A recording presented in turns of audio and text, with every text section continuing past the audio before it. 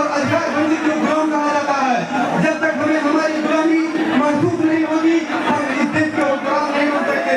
इसलिए Azad Samaj party, SC, ST, OBC, minority, Sikh, ईसाई, ब्राह्मण, बौद्ध, जैन धर्म को मानने वाले लोग जो भारत के मूल निवासी हैं, उनके हिस्से की जमीन नहीं मिल रही है, उनके हिस्से की नौकरी नहीं मिल रही है, उनको उद्योग धंधा करके खाना नहीं मिल रहा है और उनको नागरिक मान सम्मान नहीं मिल रहा है। साथियों, इसलिए इस आजादी के 75 सालों में कभी जातीय आधारित गिनती नहीं हुई।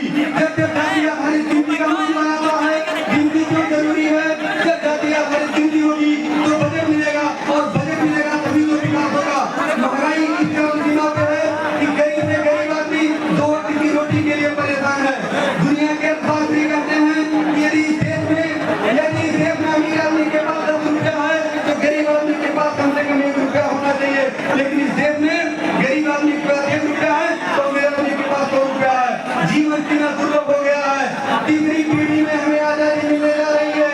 एक चंद्रशेखर भाई कोई वो नहीं कि आजादी का आंदोलन चला रहे हैं। हमारे महापुरुषों ने जो विचारधारा दी थी हमको शासन करने के लिए 14 अगस्त 1945 को ईस्ट इंडिया कंपनी जब देश छोड़कर जा रही थी, सत्ता हस्तांतरण हुआ तो लोगों ने कहा कि बहुत समाज दे दिया जाएगा।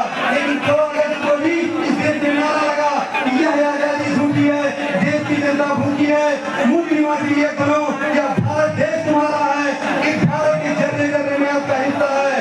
गरीब बनकर मरने से अच्छा है अपने अधिकार के लिए लड़ाई लड़कर मरो। बकरियों की जिंदगी जीने से अच्छा है इसे एक बार जियो, लेकिन इतिहास बना दो साथियों।